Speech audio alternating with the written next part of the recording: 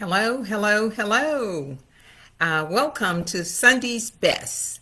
And you know my next question, so somebody go ahead and answer it for me.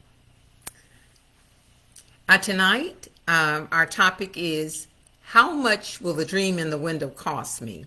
And how will I fund it? So that's what we're going to talk about shortly.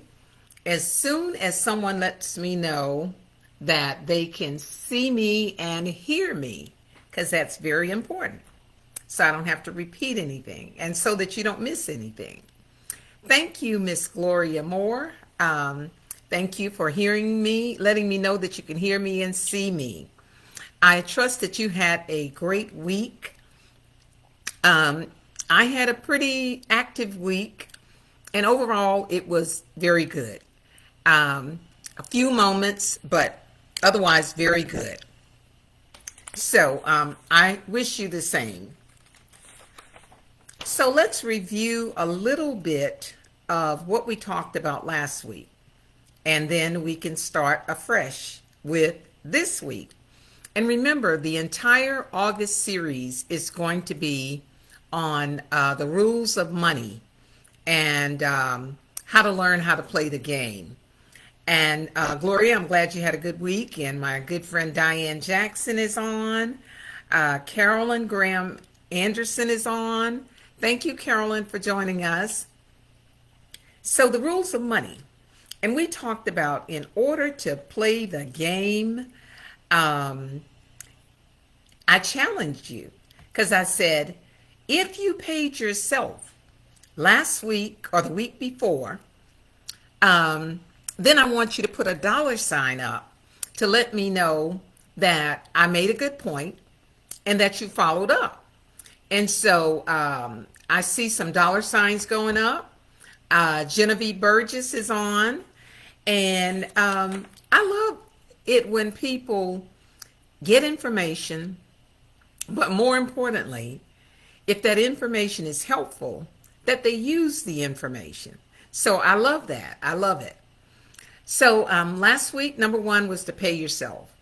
And then give every dollar a job. A job. Give it a job. We grow up thinking that we have to have a job.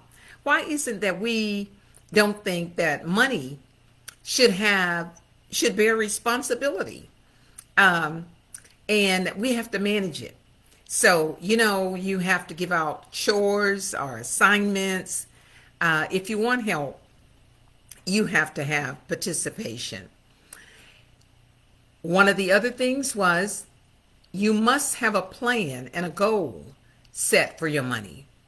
And don't be afraid to tell your money what to do and what kind of interest or what kind of return you want on that money. Always make your money work for you. And I'm going to beat it until it's a dead horse. Make sure that you set up that emergency fund, because if not, everything becomes an emergency.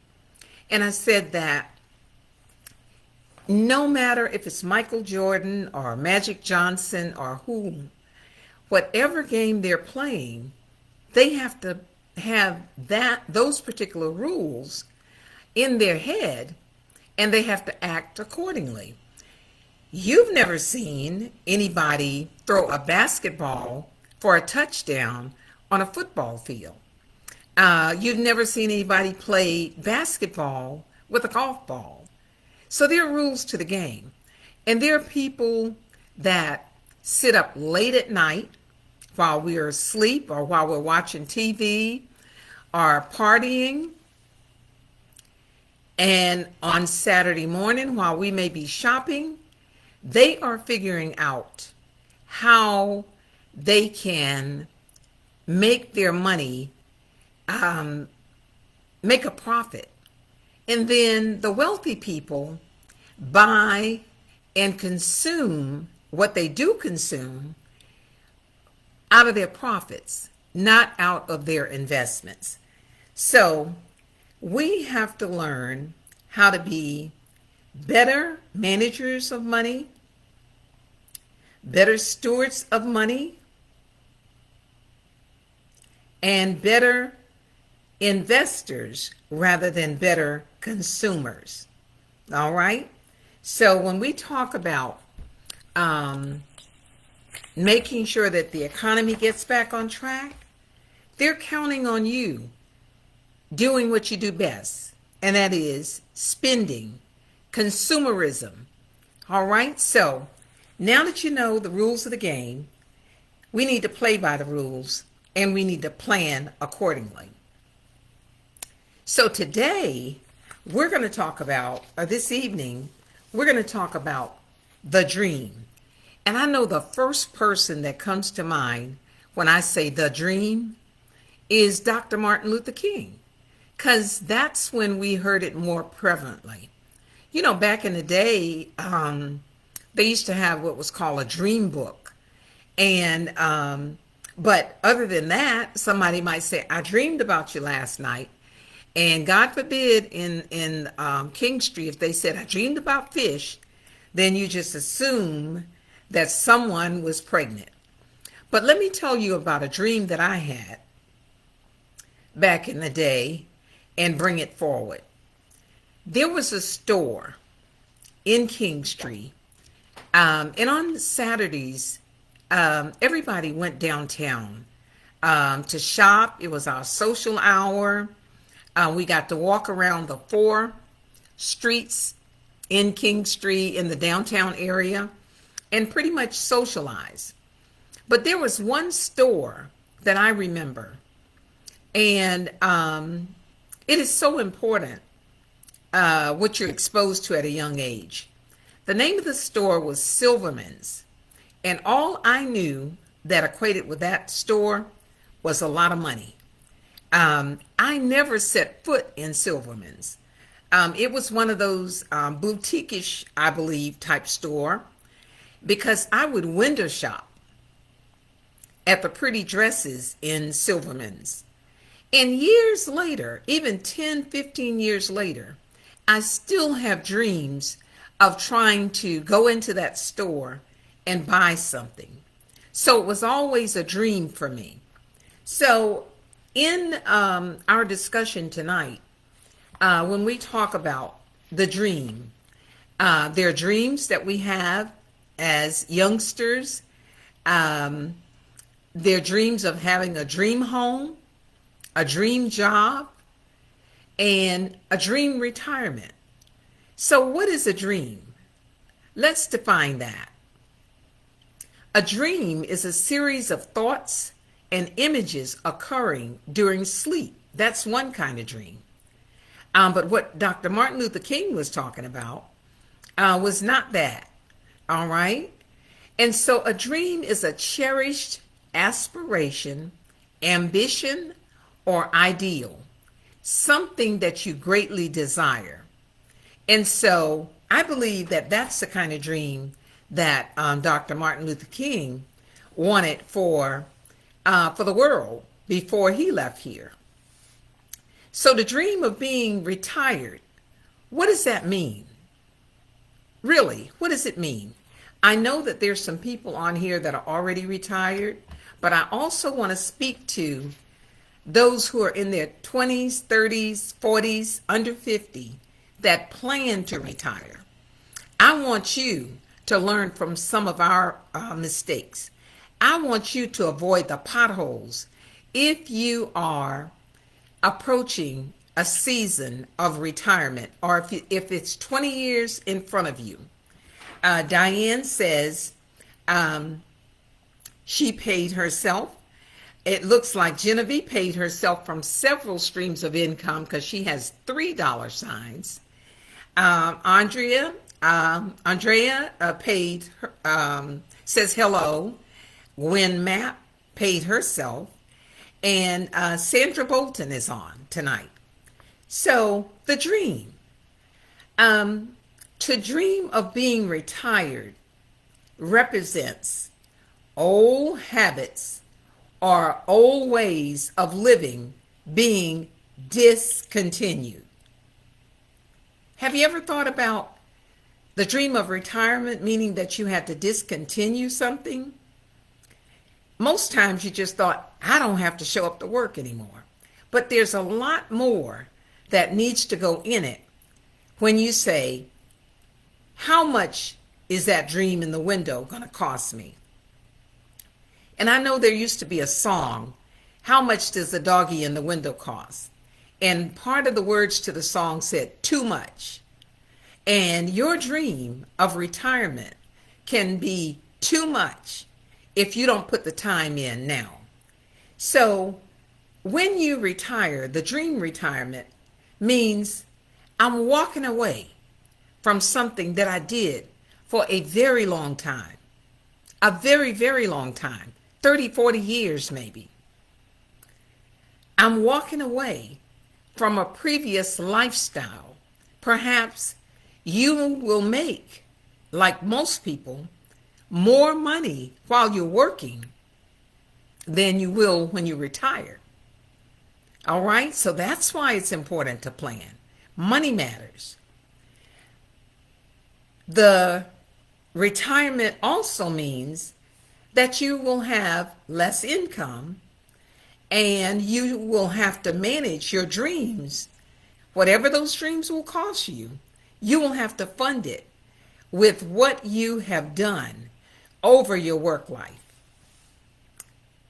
Retiring could mean downsizing, relocating to warmer weather.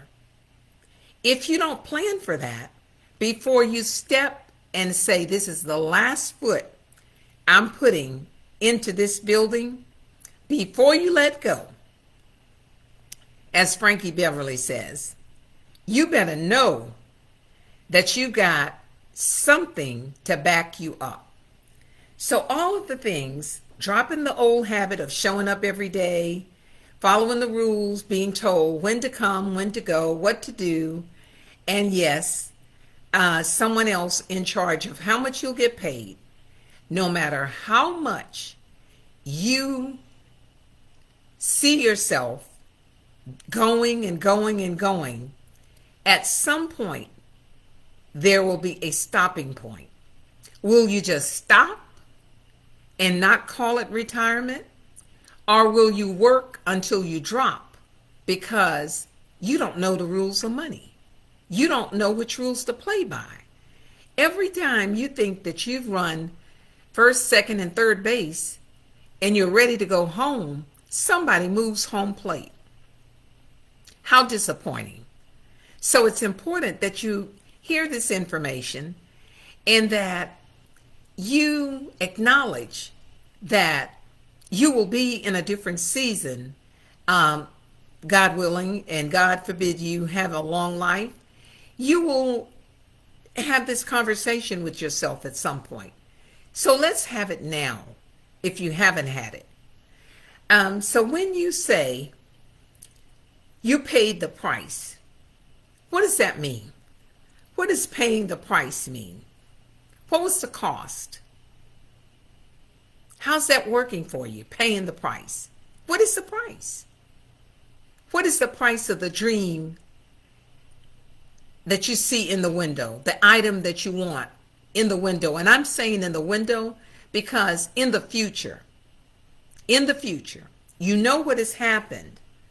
But if you know what you want to happen in the future, what does your window look like? What does the window look like? All right? So when you say, I paid the price, does that mean, yeah, I was consistent? I showed up for 30 years. Does that mean that you lived and you navigated several phases of your life? And we're going to talk about the phases of your life and the stages that you need to go through in order to retire properly, comfortably, more than comfortably. You know, if you had to work just to survive, to make ends meet, and then you're reduced to living off of 30 or 40%, then the second part of my question is, how do you fund your dream? You got to make your money work for you if you're going to fund that dream. So showing up for 40 years does not ensure you of having a great retirement. Um, but you lay the foundations of your dreams by doing different things at different times in your life. How much did it cost you? How much did you make? How much did you keep? How much did you spend? How much did you invest? And what assets did you build that are going to fund your dream? Because the amount of time and effort that you put in is going to determine whether you are in sorrow and disbelief when you retire, or whether you can breathe, get a breath of fresh air, because you can get up when you wake up, not get up because it's time to get up. You're not on anybody's clock but your own. That's where planning actually come in. So what is that dream going to cost you? How much will the dream in the window cost you? And how will you fund it? And so one day in the near future, I want you to close your eyes, get in a quiet place, and think about, what is it that I dream of having? What is it that I dare to dream? What is it? How will I feel when I accomplish whatever my dream is? In my case, it was, I wanted to shop in a store that I thought that wealthy people shopped in, because I saw such pretty things in the window. And you know what? The funny thing about it, I posted today, is now that I can afford to shop in that store, it's closed. Isn't that the way life is sometimes?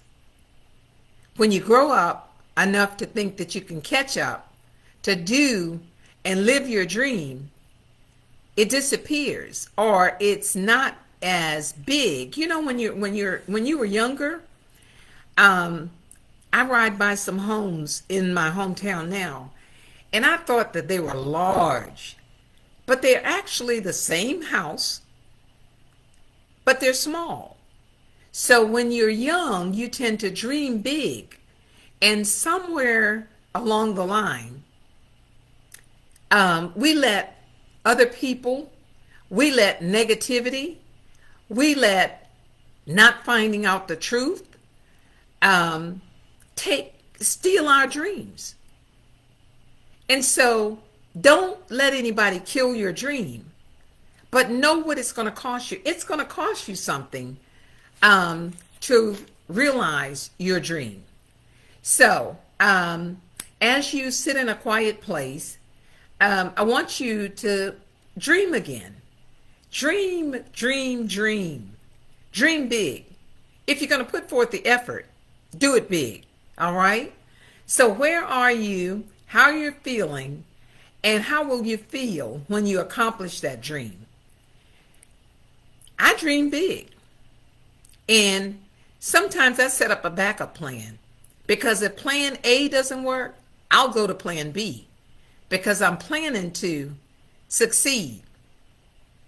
And so I don't dream small. I dream big. And I encourage you to do the same thing. All right? How much is it going to cost you? It doesn't cost you anything to dream, but if you want it to come to fruition, you have to do something about it. So let's dwell a little bit more on this retirement, because when we say know the rules of money, we know that one rule say if you don't work, you don't get paid. You don't get paid for your thoughts. You don't get paid for your dreams. And Sunday's Best is about real talk. And that's what I'm giving you, real talk. Talk is cheap, and it does not pay the bills in an expensive location. So when you sit in your quiet place, what do you most think about doing when you retire, when that time comes? What will you use your extra time doing? Will it be doing your leisure activities, traveling, um, reading, socializing. And if you're age 60 to 65 now, you may retire from one job because it's a number. You say, okay, Diane or Andrea and Genevieve started working at this company the same time I did. They just left, so it's time for me to leave. No, no, no. Not always true. You don't know what goes on in the Williams house, the Jackson's house, or the Burgess house. You don't know how they spend, save, and invest. You just know the number. We started 30 years ago together, and they just left. The number you need to be looking at is the number of dollars and the number of years that you hope to live forward in the future, in the window. You can't drive forward looking in a rearview mirror, and you can't live your life and quit your job and say that you're retiring based on somebody else's numbers. All right? So when you go to the doctor, the first thing they do is they check the vital numbers. So before you retire, check the numbers. All right? So when you retire, statistics say that a lot of stuff happens. So you may as well plan for it. The number one, you're going to have all the free time you want. What are you going to do with it? You're going to have less money unless you plan properly. And you're going to have to pay still in retirement. These are still some major debts unless you've handled your business.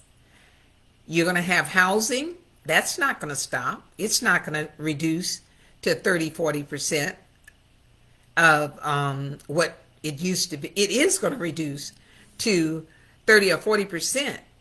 So you're going to have 60, possibly for sure, 50% less income coming in. Your insurance, sometimes you leave the job, you leave the insurance. And that's a conversation we're going to have on August 21st when we have our Zoom encounter called Get Your House in Order. Housing and paying for insurance in your old age, you're still going to have your utility bills. For the average person, and this is, wealthy and people who are barely making it, it's going to cost $5,000 a month for you to take care of insurance. If you still have a car payment, your mortgage, your life insurance, your health insurance, until you can get your Medicare. So the numbers, it's still a numbers game, even in retirement. So there are 5 stages of retirement that I want to leave you with tonight in the next 10 minutes. The 5 stages are pre-retirement, full retirement, the disenchantment stage of retirement, the reorientation stage of retirement, and the reconciliation and stability stage of retirement. So, life is a process, and so are many other things. Retirement is a time that marks the passage from one life called work to the life of accomplishing the leisure of having a choice about getting up, about what you do, about where you go, about how much you have to spend. Yeah, all of those are choices. And there are stages in your life where the dream becomes reality, whether you are prepared for it or not. Everybody that starts working says, when I retire, or when I leave this job, or I'm so sick of these people. When I can get up out of here, I'm leaving. But we got to talk about it because it's stages, and what you do with your money does matter. More importantly, as you go toward the golden years. Most people have been defined by retirement, your dream life. Number one stage, the retirement stage. Most people are determined by what they do. And when you don't know who you are, what you want, and what your dreams are, and you're defined by what you do, and you wake up and you don't have that title anymore, you might have an identity crisis. It's a major life transition. You know, habit. Whether they were what you wanted to do or not, you were in the habit of getting up a certain time. You were in the habit of doing certain chores during the day or certain tasks. And when that disappears, stuff happens. Not just physically, but mentally as well. So concerns and emotions can overwhelm you at a point where you are old enough to retire and maybe too old to be rehired by another company. So you got to watch it. You got to be careful. You got to plan. You got to be wise. All right? So the stage is stage one. Because you got to watch out for the emotions as well, so you got to plan through the stage. Stage one, before you go off the cliff, look before you leap. Imagine your new life and plan it 5 to 15 years or more in advance. Shift your focus from building a career to building your financial future long before you jump.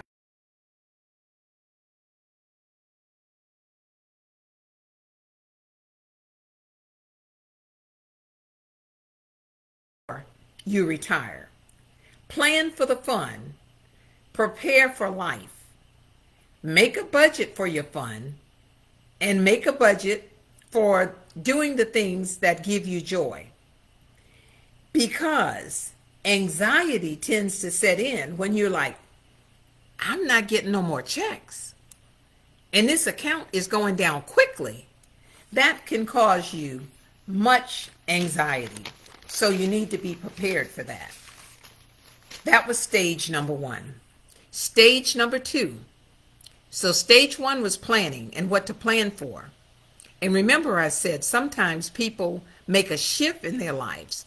People from New England tend to move to warmer climates to Florida. What's the cost of living there? Is it less? Is it more?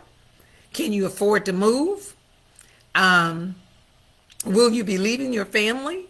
Will you pay more and stay in a certain locale? Will you move from California to South Carolina?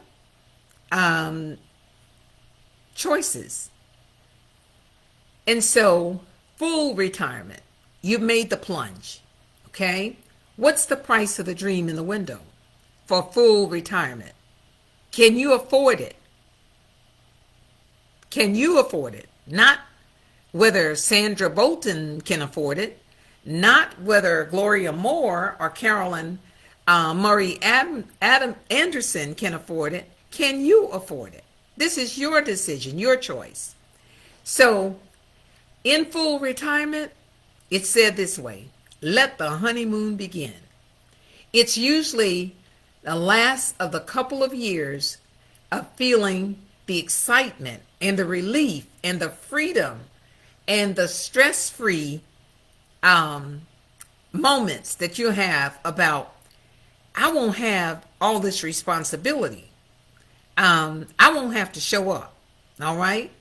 You'll have to show up, but you'll have to show up in a different way. You'll have to face the man or the woman in the mirror, not the employer, but the person within you who you really intended to become.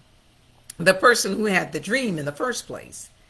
And in full retirement, you no doubt you'll be reconnecting, spending times on your hobbies, spending time with your spouse, with your family, with your grandchildren, traveling, and maybe even starting a new business.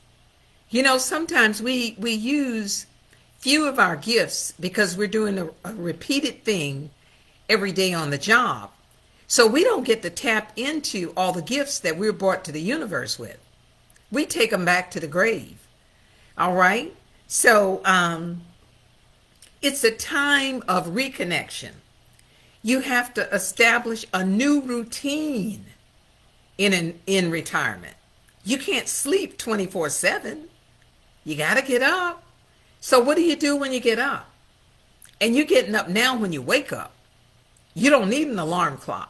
You don't have any place to go in particular every single day. So is your routine going to be walking? That won't cost you a lot. Is it going to be shopping? How much will the dream cost you? And can you afford it? So full retirement comes with another set of responsibilities. Maybe not as rigid, but if you don't plan them, you can find yourself in a depressed or deprived period of your life. And you don't want to go there that way. Stage 3, disenchantment. Excuse me, what was the price of that dream again? Is it not on sale? I mean, I was thinking that I could do this, but I'm not so sure now that I've looked at the price tag, because everything didn't go on sale. There is no clearance rack just because you decided that it was time to walk away. And this is just real talk. I want all of us to be able to retire and retire well. But I see that in my reading and in talking about money, a lot of the money talk, no matter if it starts off telling you what to do with your first credit card, the conversation continues way down the road into how you can retire. So that's why I decided to share this with you. Do you know that a lot of people are disappointed and disillusioned when it comes to retirement? They thought it was just window shopping, but they held on to the dream, and now they know it's going to cost them something. And so the downside of what should be the best years then becomes boredom, loneliness, and if you don't check it, you'll slump into depression, is what it says about this third, disenchantment. Number 4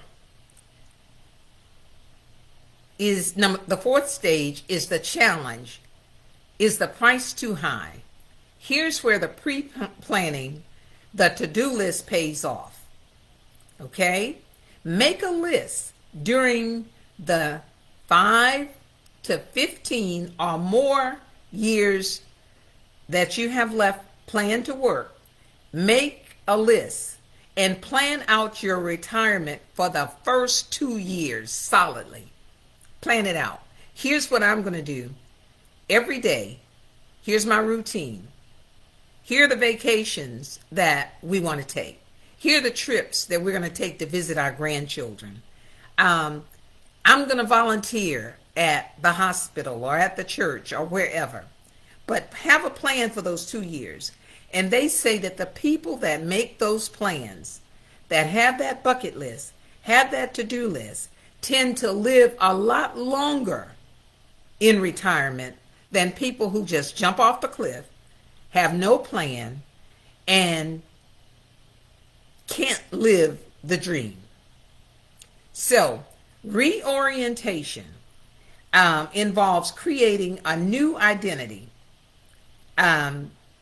You may be identified again by where you were, what your title was, whose mother you are, what your children have accomplished.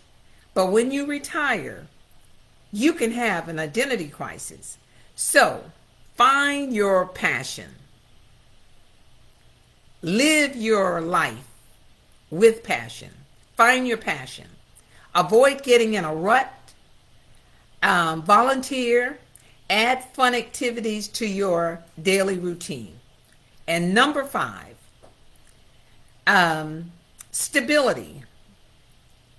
It says you window shopped and talked for 20 or 30 years before you made the purchase, before you purchased the dream of retirement. What did it cost you? What will it cost you? How will you fund it? Prayerfully, you have planned well and you will transition smoothly. Planned well and transition smoothly. I pray that you will be simplifying your life rather than complicating or adding additional burdens or struggles to your plate. This place called retirement, it's different strokes for different folks. Everybody, one size does not fit all. Everybody doesn't want to live the same kind of life. Everybody doesn't have the same dream, but everybody will come to this point. And whether you can afford what's in the window, what's in the soul of your mind, is going to depend solely on how bad you want it. Because remember, the planning should include the whole person, not just the physical person that's walking off the job, but the whole person. Mind, body, soul, financing the dream is so very important. So those were the things that I wanted to share with you tonight. And I want to, let's see if there are any questions.